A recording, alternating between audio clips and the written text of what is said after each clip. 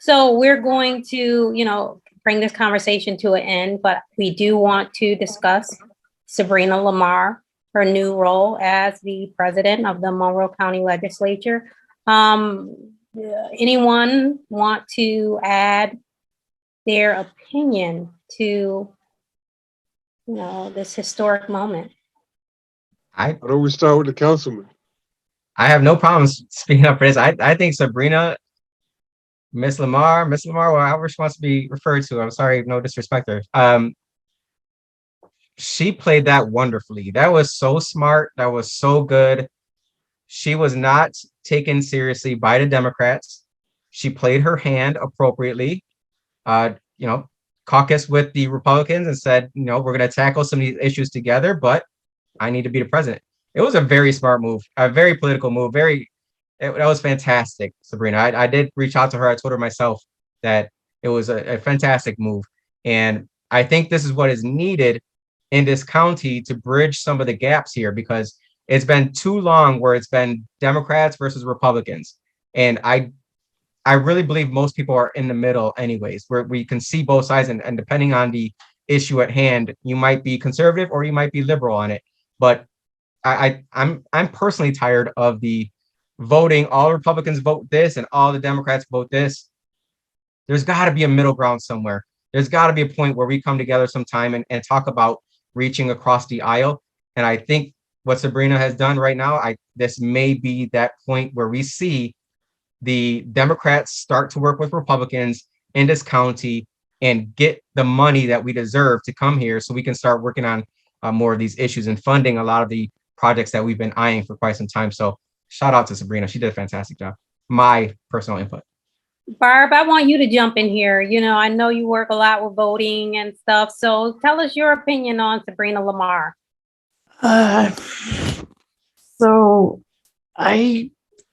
She's playing her hand really well. I'll say that for her. I wish I had a better understanding of what she's really after. Like, she's in a position where she might be able to get what she wants, and I'm not sure what really she's gonna be working most for. So I'm just so curious about that. But as I talk to people, I then hear like all kinds of speculation, like, so if any other member of the county ledge were to default from their party and switch parties, like, it's potentially really unstable right now. So there's the possibility that it'll just get all log jammed. So the pressure on her must be enormous. And I don't know her. I've never met her, but I just feel for her, like, how many balls does she have in the air to make things move forward, as opposed to have everything go down the creek in a way that she hadn't been able to anticipate. So, I mean, I have hopes, but I have fears, and I wish I knew her a little bit so I had a better insight into what was likely to develop. So what's the worst case scenario in something like this? Well, I mean, I think the last 2 years has been pretty awful in terms of stalemating with the Republican majority that could pass whatever they wanted, and Bello could veto it, and it didn't seem productive at all to me. And I agree that,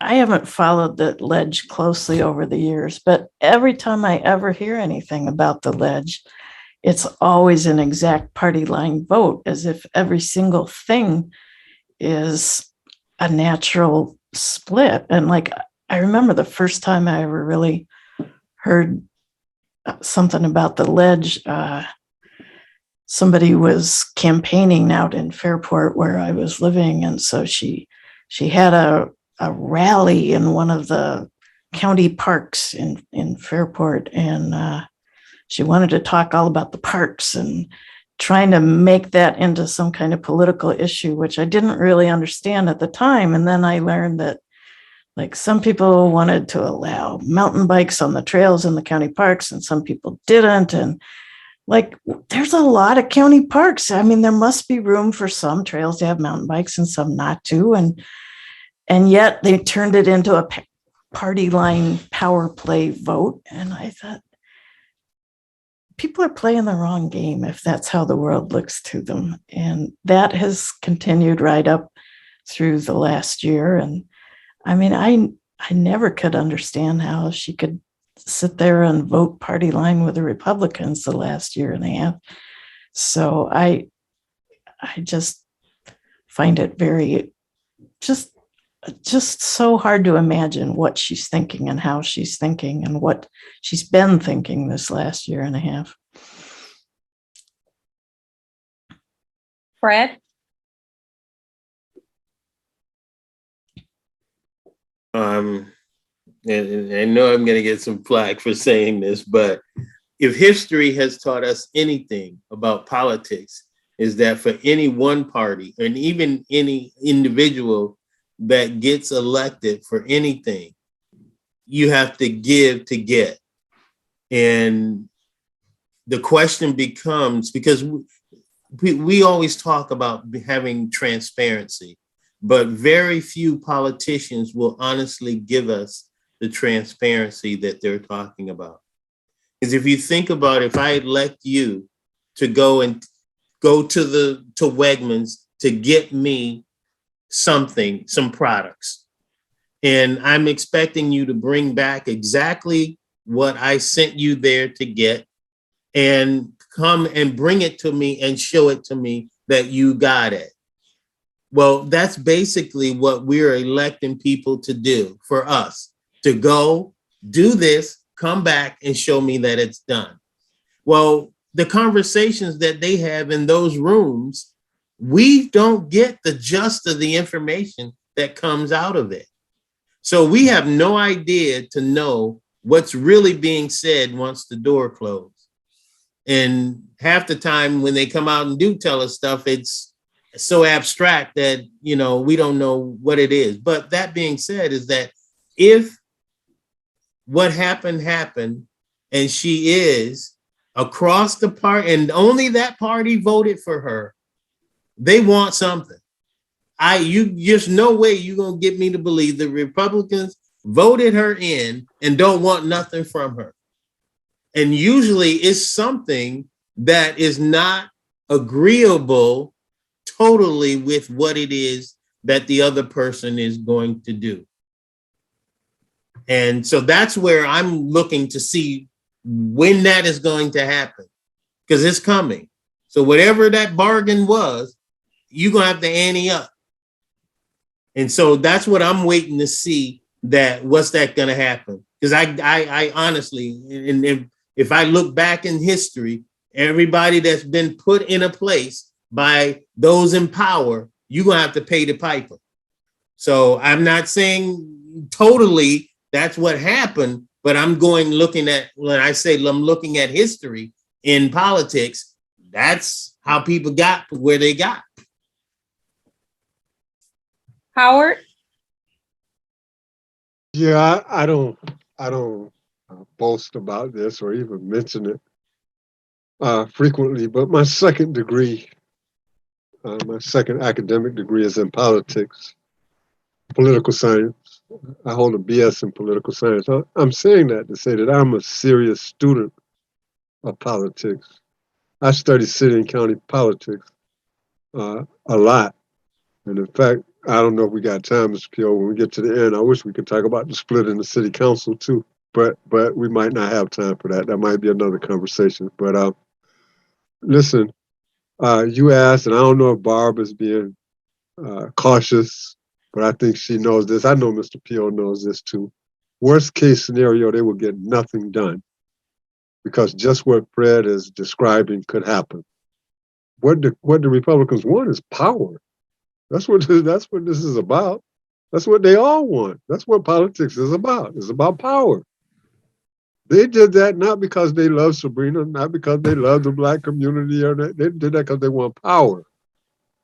All right. So, worst case scenario, when the stuff hits the fan, as Fred is predicting, when Sabrina and a number of them, maybe even the majority of the Republicans, have some disagreements around a fundamental issue, it will result in a stalemate, and nothing will get done. That's worst case scenario. Literally, that's worst case scenario. Best case scenario, which I can't even see, but I'm hopeful. I'm hopeful, right? I can't see, but I'm hopeful, is that they will be able to do the give and take and actually bridge some of the differences, and people become serious about helping everybody. Because Yeah, if that's, she's skillful, she could do a bridging that's never been done here. yeah, just she has an opportunity, but it's going to take some skills. And I ain't going to lie to you. I'm going to say it to you straight, because you all know this, but it's just in the background. I'm a little worried about who her advisors are behind the scenes, and we know who they are. We know who they are. We don't have to pretend that we don't know. So I'm a little worried about that, because if the recent past is any indicator, they make critical mistakes. They make critical mistakes. They get greedy and selfish. And so I hope that doesn't happen, right? And it's going to be something if Sabrina can really do this. It's going to be something if she can lead this. This is going to be some test of leadership. It really is. But get this. This is not rhetoric, right? I keep talking to us about movement. If we had a strong movement, we would call Sabrina in. And we would say, Miss LaMar, we're so proud of you, and we know you got a golden opportunity. We want to help you. What is your agenda? You see, Barb, we wouldn't have to guess. Exactly. We Yeah. would say, what is your agenda? Tell us your agenda. And then we can have dialogue around whether or not we support that agenda, whether it needs to be adjusted or, whatever. But we don't have a movement. So what do? We do just what Fred said. We wait and see, right? We're going to see what happens. That's where we are. Wait and see. But we shouldn't be. I'm talking about the broader community now. We should be the power. We should be the power. That we help determine what happens instead of waiting and seeing. But that's where we are. That's really where we are. And I'll say this, Mr. P.O., you said maybe now we can get some resources and so forth. Massive, massive resources coming to this community, even before COVID, even pre-COVID. But the issue is distribution. We know they don't get distributed equitably. They never have. But it's not, the lack of resources is not a problem for Rochester. It hasn't been. It hasn't been since the Great Recession. It hasn't been. And so, that's really where we are for real, right? It's a historic opportunity.